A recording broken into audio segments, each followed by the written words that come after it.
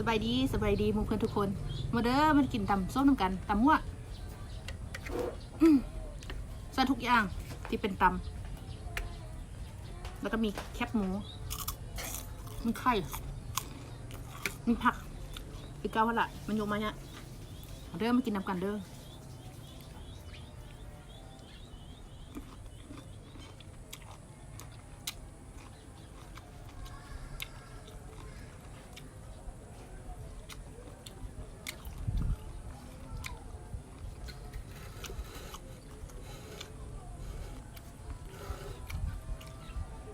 อากาศแปรปรวนไรมาเนี่ย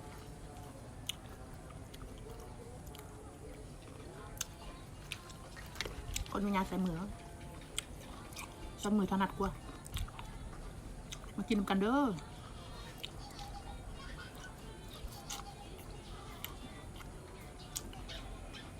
ใครไอ้ปี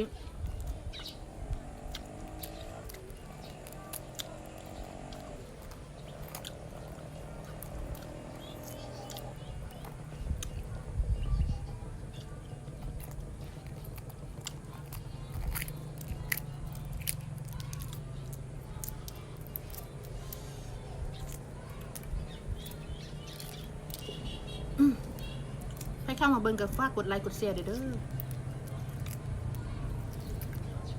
ถ้าบอกคอมเมนต์เราบ่เห็นนะ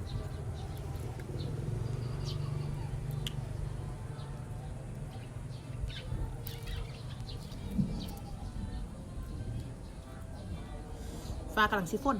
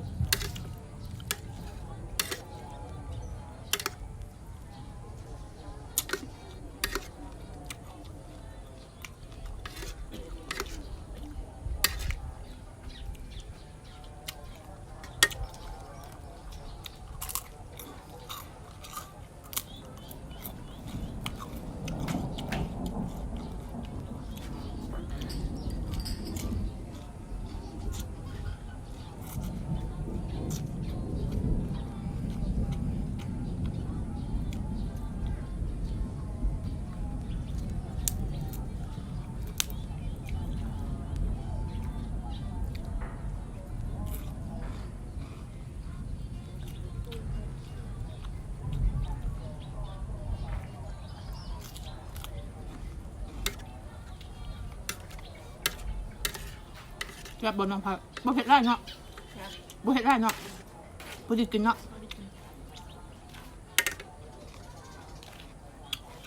เมื่อวานเผ็ดอกฮะเมื่อวานนี่เผ็ดน้อง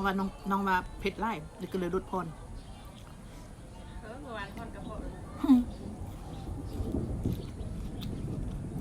เอ้ยตรงไปเยอะคนนี่ก็ได้มืดตกมืด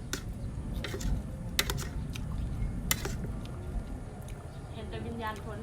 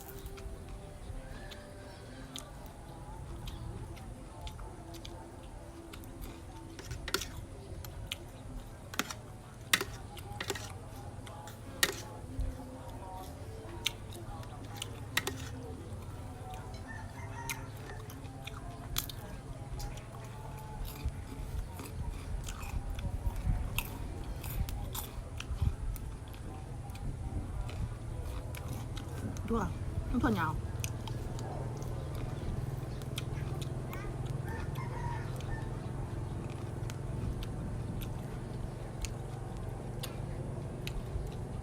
เดี๋ยวตำสโนไม้หน่อไม้ฝรั่งแล้วก็คู่คะน้าแล้วก็มีอันเนี่ยก็ซาลีแซ่บ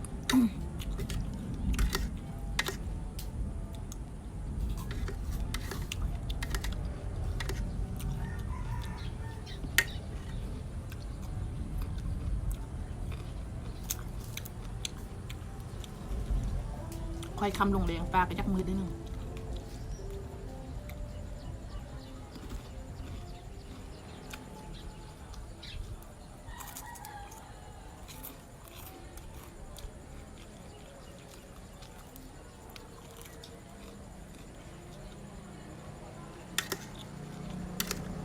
ฝากกดไลค์กดแชร์เด้อผู้ใดเข้ามาเบิ่งเด้อ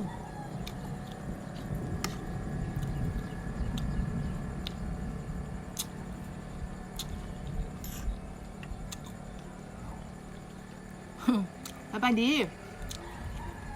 แซ่บได้มาเด้อมากินกับเต้าลูกหะบางใช่ไหม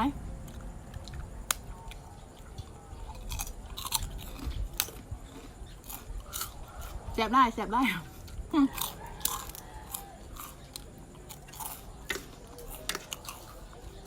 กับเต้าเหลาใช่ไหม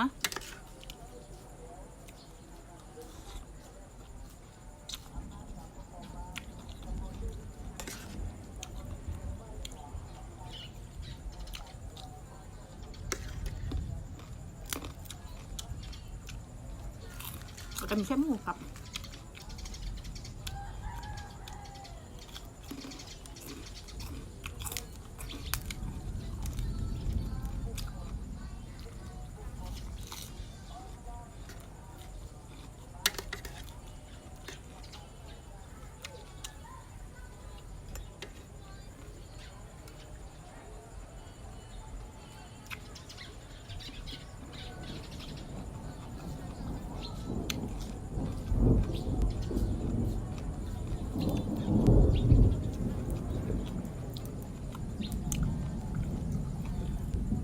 ฝากกดไลค์กดแชร์ให้เด้อคุณอรยาบ่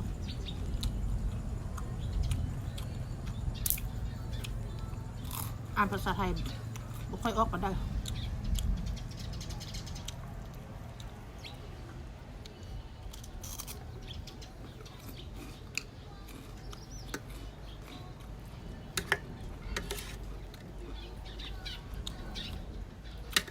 สดน้ำมัน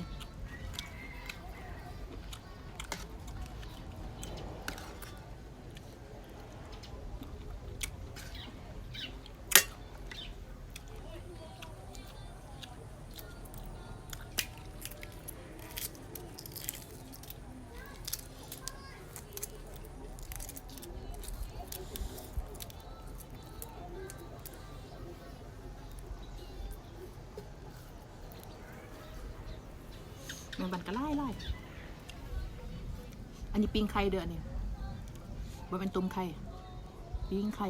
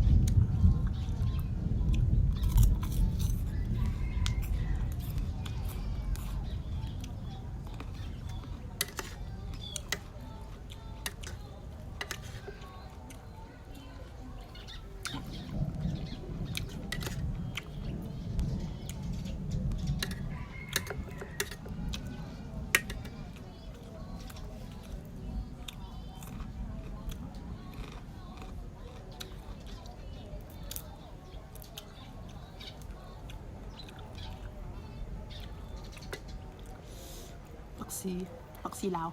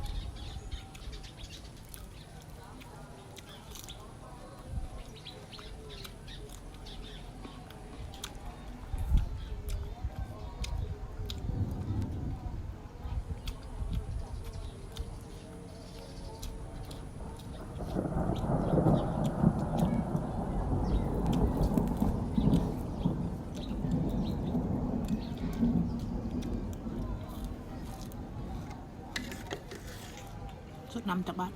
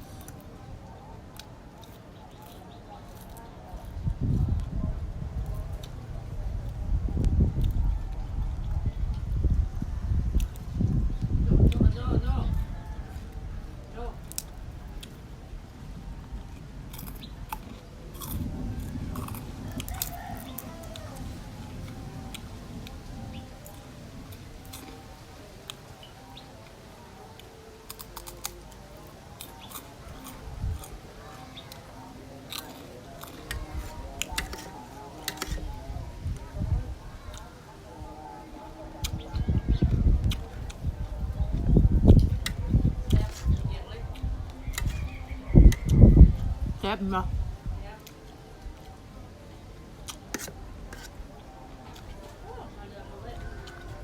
โอ้ฝาเดือม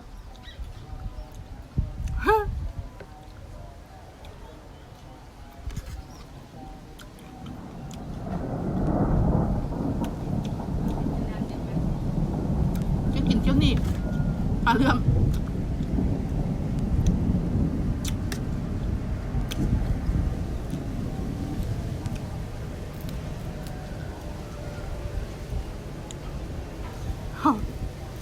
ปลาเลี้ยมปลาหองปลาฟ้อนกันสิตกมันมีมับหิบมับ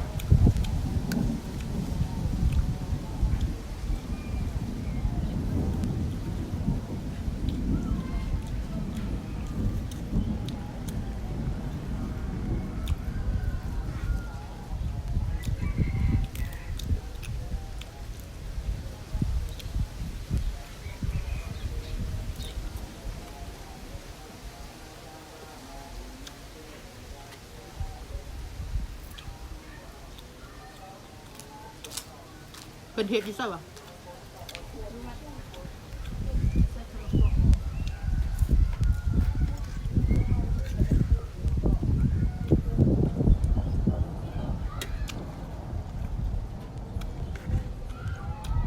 ฟันก็เรื่องยิบยับยิบยับยิบยับอ่ะเห็ดกินเจ้านี่เลยนะ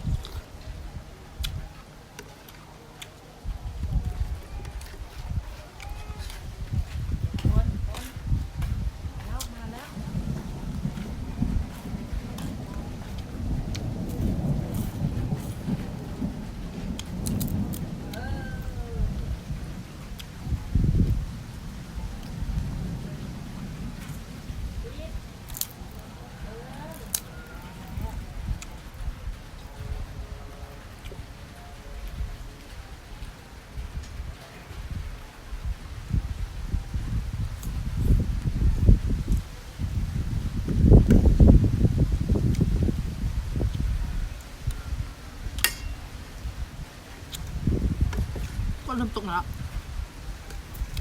บายเท่านี้เด้อแล้วเรื่องฝนตกไกลไม่ได้เจอกันไหม